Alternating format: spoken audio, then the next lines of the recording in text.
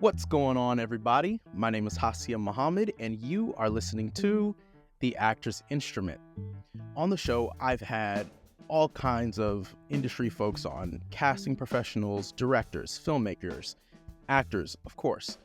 And what all of these people have in common is that their work often begins after they've picked up a script.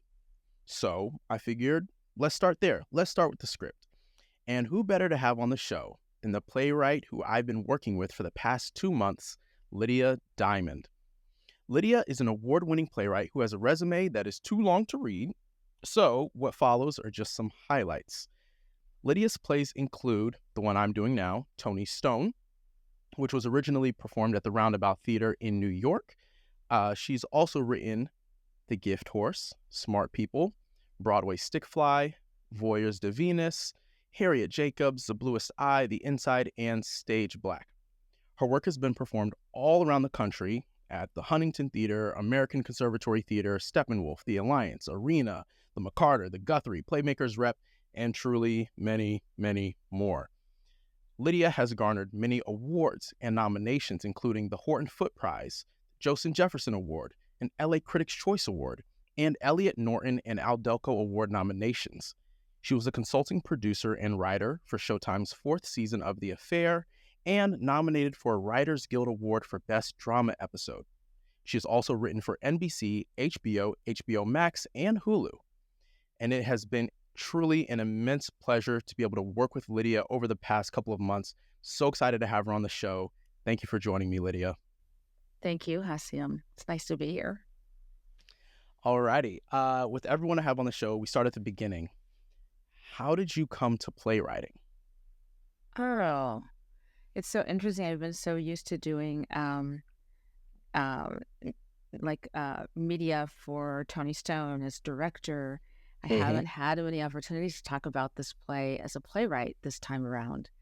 I was an actor. I went to Northwestern undergrad, and kind of early in, I was one of just a couple of African Americans in the theater department. Eventually, people matriculated, and it was pretty much me and 400 white people. And I didn't know then that I wasn't the best actor in the world. I worked really hard. I now understand that I have a brain that isn't meant to be an actor. But there was also the reality that there weren't really roles for me. There just weren't. And I went off campus during my junior year and started acting professionally in Chicago to find roles, for Black people. But also, I started writing my own material. There were also no professors of color in the theater department except for this one professor, Charles Smith, who taught a class once a year, and he taught playwriting. And I was like, sign me up for that. And that was when I realized, I have a little bit of a talent for this. And it was also the first place I was affirmed in a certain way. I felt like I had a voice. I felt like I didn't have to wait for someone to give me work to be able to do my art. And so that's kind of how I started. And I didn't think of myself as a playwright. It took 10 years before I was like, I'm a playwright. I would say I'm an actor, playwright, or first I would say I'm an actor, and I wrote a play that I'm in. And then I was like, I'm an actor, playwright. And my playwriting career had eclipsed my acting career by quite a bit by the time I was like, I'm a playwright. I'm a playwright. And it felt so good to be able to say, and it felt so good to be able to give myself permission to not be an actor, which isn't to say that I don't have many, many friends who do both really, really well. But I was meant to be a playwright. It took me a while to come to it. Yeah. Well, I mean, I think you're pretty damn good at it. Thank you. Thank you. And what I love about the story is just it was natural. You discovered the thing that you were always meant to do. I'm curious in your developmental process, what part it's great that you come from an acting background, I feel, because I'm curious as to what part actors play in your developmental process. Oh, you were everything. It's so interesting.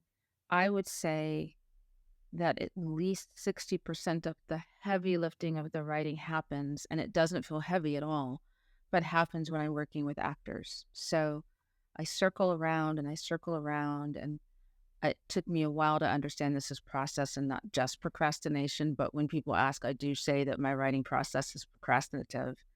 I have to circle around kind of in fear and look at the thing from both sides. And then I go deep into the research, and I can do that for a year and circle around some more. And finally, I will knock out a really, really too long first draft, or a sort of a sketch of a first draft. And it's once I'm in a workshopping process with actors that it becomes real and I can sort of see it multidimensionally. And that's when the new pages come fast and furiously. And that's when it sort of really takes shape. And it's actors. Mm. It's just, I tell my students, I teach playwriting at University of Illinois, Chicago. And I tell my students that they have to hear it out loud. They have to read it for each other. They have to read it out loud. And I mostly teach actors to be playwrights. And it's not a play, it's a novel until it gets in the mouths of actors. So, yeah. Wow, I've never heard that perspective before. I think as an actor, whenever a playwright's in the room, at least for me, it's very daunting. I don't understand that. I have to say, and I guess I a little bit do because I've seen playwrights who behave badly, but I'm such a sort of a champion of actors, and I do see that when I enter a space, it can make people feel a certain way, which is why for the first 1, 2, or even 3 rehearsal processes, I like to be a part of the room from jump. And then I do become like a part of the ensemble and the wallpaper, and people are less inclined to be intimidated. It doesn't take long for people to understand that I'm just an actor cheerleader. I'm a sycophant. I just think actors are magical. Um, and so I think the dynamic that gets set up when you leave a rehearsal process and then come back to see what they've done, that feels very judgy. That feels very like, oh, the playwright's here. Let's make sure we say all the words and hit the thing and do the stuff. And then she's going to tell us what we did and how she likes it and whatever. And I like, no, I need to be a part of the fabric of the process. I need to hear an actor stumble over the same line over and over and over again. And then I know, oh no, I did that. Like, what can I do to make it easier for this actor? Or I need to be inspired by it. There are actors who start speaking your words and you're like, I just need to hear this person talk forever. And you write more, and yeah. Yeah, you just reminded me. I did an episode of Blue Bloods, and I was rehearsing with Donnie Wahlberg, and we're doing the scene. We're just rehearsing, and the writer was also the showrunner, and so she's there watching, and I'm genuinely not paying any attention to her. I'm just so focused on like working on the scene, and I go back to my dressing room and we're chilling, and then there's a knock on the door, and it's her assistant. She was like, "Hey, Hasiem, so you were saying this line. It's actually written this way, but you were saying that this other way." And my heart just sank. I was like, Oh. "Oh no!" So it's like she was watching the whole time as I just said the line wrong, and then she Over and over again. over and over again. But then she goes, she wants it to say it your way. Oh, nice. She wants you to do it that way. She's like, that's the way. And I think what you were just saying, like sometimes it's just the words are meant to come out a certain way, and it requires it coming out of someone's mouth to discover like what is that way. Absolutely. And as I was coming up in my actor's training, for a good reason, I think, and I still feel this way, the text is sacred. I would not it's like, disagree with that. yeah, it's like it's our job to tell that story. It's our job to serve that story. And I've even had conversations with directors where, there may be a disagreement based on choice. And I'm like, look, this is what the script says, And so I feel like maybe there's a balance between what the script says and then also what organically comes from the actor after they've had time with that script. Yeah. How how precious are you with the words? Like where's the room for Oh, actors? You know what I'm saying? I am deeply and profoundly precious with the words. Like every single word I write, at some point has been labored over, substituted for something else, changed, whatever. Um, I have an ear that's a little bit poetic sometimes. I think punctuation is important. I think a script is like a music score, and you wouldn't be like, should I make that a quarter note? Because I'm feeling like it's a quarter note. Like, no, no, no. It's a whole note because that's the way the composer wrote it. So I do feel that way about the language. And again, having said that, I also know that when I'm in process with actors, it maybe needed to be a whole note.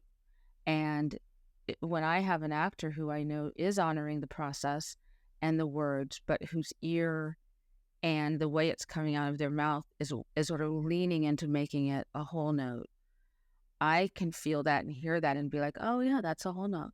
Let me give it a couple of beats afterwards, or let me give it another couple of words to extend that phrase or things like that. I very much hear the music of the language, but I very much subscribe to there's not room for just sort of messing around with the language, if you Yeah, will. I don't know ad-libbing if and this is improvising and yeah, I don't know if this is a rated G podcast, but yeah. no, you I, can say what you want. You can say what you yeah, want. that's yeah, I don't want anybody fucking around with the language in a way that's presumptuous. Sure. And that's why it's important before it's published.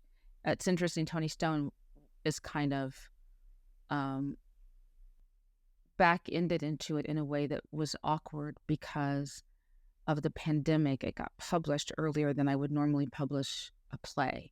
So it had already had several productions when at the Goodman, I was in my only second production in the room to be able to do more rewriting. And it was jarring, I think, to the actors because even though I explained it on the first day of rehearsal, I think it felt to some people like, wait, we weren't prepared for that. This is the way it was going to be. Baffling to me, but it was what it was. Uh, so yes, I think that the play is an evolution until the playwright is like, and set, you know? Well, that's great to hear, you know, especially in a day and age of film and TV being so popular and what many actors are aspiring to, because we're often told with television scripts, like, the words don't really matter, do what you want. Mm. But with plays, you're told, like, no, they do matter. And now we have more crossover between the two, Yeah. where you have more playwrights going to TV. And so I like what you said. When it's in process, Yeah. let's play, see what happens. But because the play is your art, right? So it's like once you've settled on your art, then it's our job to take it as it is, you know. And then it is yours. Like, I do think that the longer I've done this, and I'm 23 years in now, the the more I really understand that it's not mine forever. Like there is a point at which I'm giving it to a process, and that's what collaboration is, and that's what makes theater beautiful. So that's why it's also important to me to get it right at jump. But sort of back to what you were saying about television, this is interesting. My entree into television was working with Sarah Treem on The Affair, and she is a playwright. And the room was populated with playwrights. It was me and Shar White and David Henry Wang, I'm sorry. And it was a sort of glorious room to be in, just with an ethic that was very playwriterly. And I noticed on set that like Dominic West was in my scenes, and um, I noticed that actors do know when a script sings, and they are disinclined to want to mess around with the words. Like you Sure. guys know when something is well written and like, oh, this is a play, and I need to hit it, and I need to nail these words in a certain way to make the language do what it's supposed to do. And it was so funny because the only person on the set who gave me a little pushback on the language was the youngest actor. And I was like, oh yeah, you don't know. You don't know. Okay. And they would be like, I'm not really feeling like saying that. I said, okay. And I was like, yeah, sure, say what you want. But I was like, one day, this actor's going to be like, oh, I see what I did. Mm-hmm. Yeah. Yeah. Well, it's interesting because I think, this may sound crazy, I think that applies to bad writing too. Interesting. Like, What do you mean? so I'll watch, okay, specifically like horror films. I'm a big horror fan. Uh-huh. And I'm watching something and I'm like, this is so badly written, but the reason why it's working is because that actor has fully committed to saying the words they were given. Like, or at least, yeah, maybe, or maybe they have fully committed to like acting it. Like maybe I hear what you're saying. A little bit of both, probably. Yeah. There's a degree of, if you fully, because we can tell if you're not fully invested. We can tell if you don't think it is what it is. Yeah. Versus just trusting it and being like, somebody said to me recently, like, you got to trust the pilot. Wow. When you're on a plane, pilot's the pilot. You got to trust the pilot. Oh, I thought you meant pilot being the first episode of the show. No. No. I don't know if you have to trust the pilot. Yeah, I see what you're saying. What's going on, everybody? Hasiem here. I hope you're enjoying this week's episode. And if you haven't heard already, The Actor's Instrument is now a presentation of Red Letter Entertainment. We're excited to continue to bring you the best industry insights and introduce you to new artists who are making it work. And with this partnership with Red Letter, we're excited to bring you even more content, live episodes, and Q&As. New episodes of The Actor's Instrument will drop every Tuesday. Subscribe to us wherever you get your podcasts, and be sure to check us out at theactorsinstrument.com and follow Actors Instrument Podcasts on all social media platforms so you never miss a beat. So we've spoken a lot about the words up until this point. I'd love to get into character. And this is kind of a personal question. These are all my questions that I made up. But this one especially, I've always wondered, like, when you're writing, do you have specific, like, people in mind? I do often. And very seldom have they ended up being the people who get to be in the show because I write too slowly. I sometimes age out my actors because if it takes me 6 years to write a project, by the time it's time for them to be the ingenue, they're not the ingenue anymore, which is unfortunate. But neither here nor there. I very much have voices in my head, and sometimes not even consciously. I also, again, because I've been privileged enough to have a lot of workshop opportunities, and maybe it's also because I drive producers crazy and write so slowly, and they're like, whatever it takes, whatever you need. What do you need? What do you need? And I get a workshop process. A lot of times an actor who has played a character several different times, their syntax will be in my head. Or every now and then there's an actor like Tracy Toms. Anytime I write anything, it rolls off of Tracy Toms' tongue like I was up in her head. And it's glorious. And I would write for her all day long. And I do. And again, like sometimes as I'm writing younger characters, her voice is still in my head very much. My friend Michelle Wilson developed at some point almost every character in every play I've ever written, and her voice is often in my head. She was in Sweat. She got a Tony nomination for Sweat. She works all the time. So I have a plethora of people, of friends whose voices are in my head. Sometimes my voice is in my head, and not my actor voice, my in-life voice. For Toni Stone, my son's voice was in my head a lot of the time for Toni. Just sort of syntactically and behaviorally, there were things that reminded me of Baylor. So yes, I am very influenced by actors, and not in a way that I'm locked in. I have not. I think actors think that we do this, but I have not had an experience where I'm like, that person is not the person I envisioned.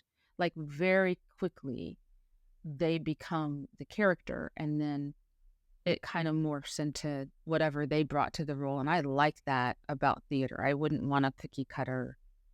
It has to be this particular, it's not like Walt Disney. I'm not plugging in an Aladdin and the Aladdin Yeah. has to be the same Aladdin.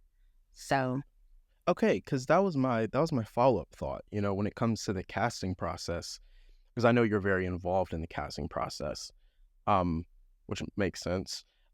So you've thought of someone in your head, you've had a particular actor that you know in your head, and then somebody else walks in the door who's not that person. What, yeah, how should they be approaching the process? no. You know? Yeah, they should know that what I want them to bring into the audition room is them. And there really is this really organic place where the character meets the actor. And all the time, I've had actors walk in who are wildly not the person who's on the paper. In fact, through the casting process for this particular play, there was a moment when the really wonderful casting director was like, I don't understand what you want. Like, I'm bringing in people who match this character description you gave me, and you're having them read for other people. What's happening? And what was happening was that because I was being a director for this one, and even if I was in concert with the director, I'm casting for an ensemble piece such as this. I'm casting. I said it's like an orchestra, right? I need a bassoonist and a piccolo and a, a violin and maybe a viollo, maybe a cello, and maybe those sounds and voices are not the actors or the character descriptions that I had initially, but the whole orchestra wants all of these different pitches and timing,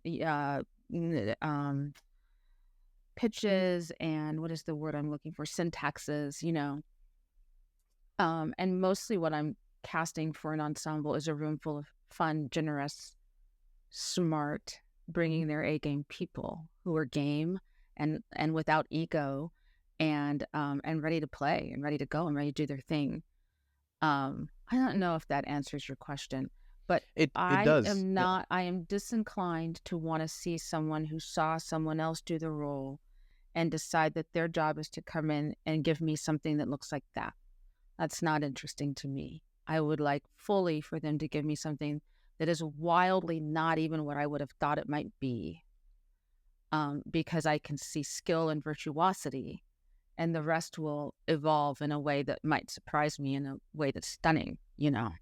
That's actually super helpful to hear, and to hear from a playwright, because I feel like I've heard similar things from directors and casting directors. And I was actually just listening to a podcast yesterday, and an actor was talking about how he takes the pressure off of himself when he goes in the room by telling himself, like, listen, I'm gonna give you what I got, and if you don't want it, peace. Yeah. And you know what I'm saying? And like, to give ourselves that permission is hard.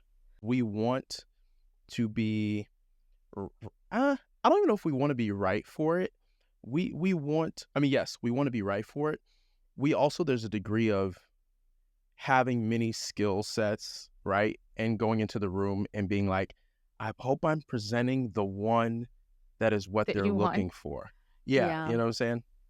I think sometimes actors don't give playwrights and directors credit enough that we can see. And then maybe there are also actors and directors or directors and writers who don't have this, but I am casting the person more than I'm casting the person who cookie cutter fits into the role. And I know that you guys hear from the time that you're young students, we want you to be the one. When you walk in the door, we hope to God you're the one, and we can say check. And so there's never a sense of come in and give us this unquantifiable thing that it has to be. Like, come in and give me who you are fully and show me that you have range, show me that you can take the note and do something interesting with it. Show me that you can take a bad note and make something of it anyway. but don't walk in thinking you have to guess who I want you to be. Also, that won't. I think that 2 weeks into the rehearsal process, that won't work for anyone. I think Right. the actor will be very frustrated, and the director will be frustrated if the actor's trying to give a performance that is outside of really like who the actor, not who the actor is, but No, but if you've been putting on a front this whole time trying to be something right. else, like over time, you're probably going to fall back into who you actually are. And now there's a discrepancy between what you showed us, like what we thought we were Or getting the in. thing in your belly, right? The thing in your belly that would have given something different, that felt like you couldn't because you decided what the director wanted. That thing in your belly is going to stay there, and then 2 weeks into the process, you're like, this doesn't feel genuine. This isn't who I think this person is. But you told the director you did, and it's not going to turn out well for anyone. I love that. Yeah, just trust. Like you said, like just bring who you are, trust your gut. Those are all important things for us to hear. Um, I'm curious. We talk a lot nowadays about actors creating their own work, because it's probably harder now than it's ever been before in history to be an actor. In a really ironic way, because there are more opportunities than ever, but then, well, not anymore. Now, post-pandemic, post-strike, the opportunities are feeling fewer and further between, and maybe we're just feeling a lag, and maybe it'll come back. But whatever, Oh, it is grim. It's grim out yeah, here. yeah, and everybody's feeling it. Yeah. Everyone, like I've had casting directors on the show who are like, we're feeling the squeeze. It's Um, this, man.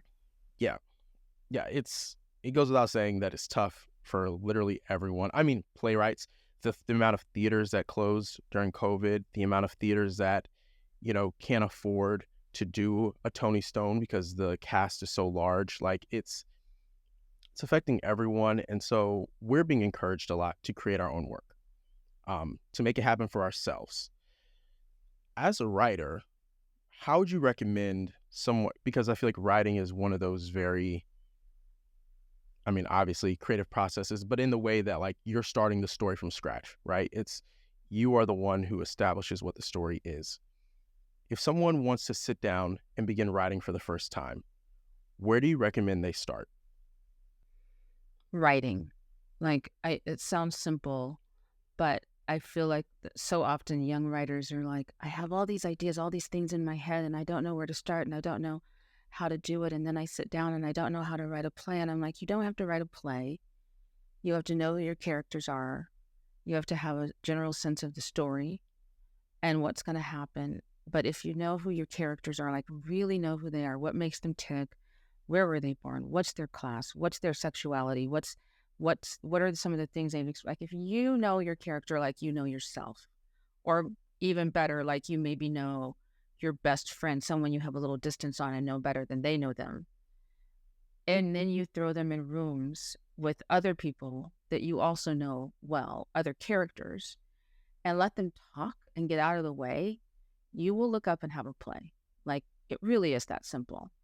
If you're writing that which you know and not that thing that you think people want to have you write, it will be very organic and it will be beautiful and not anything anyone else could write. And that even means if you had, if you grew up in the suburbs with two parents who love each other or with no drug addictions or whatever, and you feel like your life was really easy, your life is really specific to you, and nobody's life is easy. But if you write your point of view and your world and what you know, and you look at it sort of honestly, that will make the art that people want. That, or even if people don't, you can't worry about what people want. But yeah, I think that it's just as simple as write it. Don't be scared. And don't think that you have to write a play when you sit down to write it. Just write the interactions and the scenes that you would like to see on stage or that feel pivotal to your story. And it really will kind of, and when I teach playwriting, I like I think of myself in my playwriting teaching as just a conduit. Like if I can just teach people how to get out of the way and make for really interesting, dynamic characters that they know well, they will figure out that they're writers and they can do this. Yeah. Love that. Just start. Just start. I Just like that you do said, like, it. you don't have to write a play. You don't have to write a movie. No. Just write. Just write. You're just Just write. writing. All you're writing is people who are talking to each other, and you know how people do that, right? Yeah, Yeah. I love it. One final question. It's the thematic question. The show is called The Actor's Instrument. You kind of hit on this earlier, but I just want to give you the opportunity to respond to it directly. As a playwright and acknowledging the relationship between writers and actors, we are the ones who interpret your words and bring them to life. What is the quality that you're looking for or that you see amongst the actors that you like to work with? What are they consistently bringing to the table? Man, I can answer that. I can answer that. I want actors who are brave. I want actors who are smart. And by smart, I don't necessarily mean book smart. I mean smart, like making choices, thinking about before they come into the room, having had deep thoughts about why and what and the questions that they might have, so that then they're not thinking when they're doing their work. I want people who are kind. And it sounds like I'm saying this as a director, but I'm not. Like as the actor, I want actors who come into a room with an open heart and a desire to lift the process up. Actors who are not about themselves, not about what, if they can be about the words, the work, the process, and each other in a very generous, real way, that to me is sort of where the sweet spot is for an actor. I want all of the actors in the room to be the people who are always the hardest workers in whatever cast. I want that person who marked up their script before the first rehearsal. I want that person who maybe is almost off book before the first rehearsal, especially if it's going to be a heavy lift. But I don't want the actor who is off book in such a way that they've memorized how they've decided every scene is supposed to play, and then they don't have room. So off book isn't important to me, but rigor is, and you can feel it in an audition. You can feel who has rigor, who came in ready to go with those pages. And then if I say, hey, I'd love to see this, and they go away and they come back the next day with that off book, I'm like, oh yeah, this is an actor who can do new work. This is an actor who can get new pages and be game. And I want game. Like I want trust and game. When everybody in a rehearsal room, from the designers and the actors and the company, when everyone knows that they're really good at their jobs, then we don't have any ego and we don't have any of the kind of fear that makes people sort of externalize their fear and make dramas about things that aren't dramas and all of that stuff. If you just come knowing you're good at your job and get yourself out of the way of the job and work really, really hard, then that's my kind of actor, Oh, I love it. I love it. Thank you. Yeah. Well, Lydia, I think I've said this to you before, but just in case, I'll say it again. Your work is inspiring. It Thank truly you. is. I so appreciate you bringing me on to Toni Stone. A big part of the reason why I wanted to do the show was literally just to be in the room with you. Well, that means a lot. I know you're wrapping up, but can I say a nice thing about you? Oh boy, sure. Oh my, here it comes.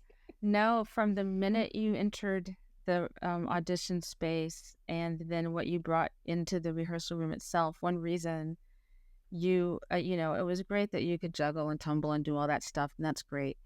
But I also wanted you to be a part of the process because I watched you working really hard in the room and being so generous and being so good at what you do and committed. And I just think you're a lovely actor and a really lovely person.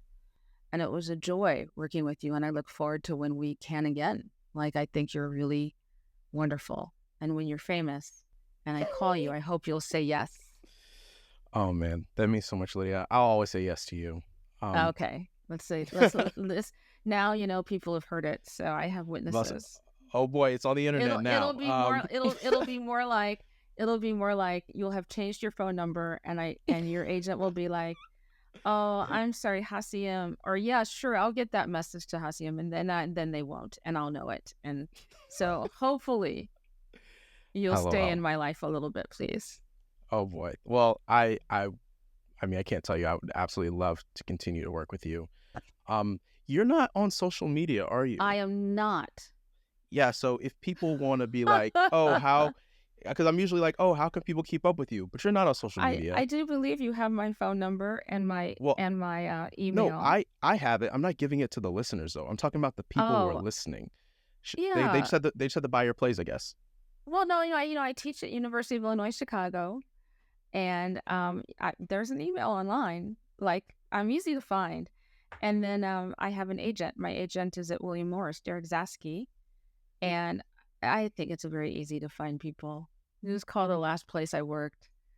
I'm very approachable. I'm just not on social media because I have my little social anxiety in my head, and I'm of a certain age, and it doesn't appeal to me at all. I knew early on, like way, way back when Facebook started, I was like, this is not my medium. I was not wrong. Listen, I don't blame you. If I wasn't an actor, I wouldn't be on social media. Yeah. So cool. All right, folks, you heard it. Be smart. Be a detective. You can find her. Before you go, please like, subscribe, turn on notifications, and be sure to tap into the next episode of The Actor's Instrument. Till next time, y'all. Peace. Thank you for listening to The Actor's Instrument. I'm Hasim Muhammad, and you can follow me at Hasim Muhammad and the show at Actor's Instrument Podcast on all social media platforms. The Actor's Instrument is a presentation of Red Letter Entertainment. Executive producers, Adam Jellicourse, Serena Esposito, and yours truly. Be sure to subscribe wherever you get your podcasts and check us out at theactorsinstrument.com. We'll be back next Tuesday. Till next time, y'all. Peace.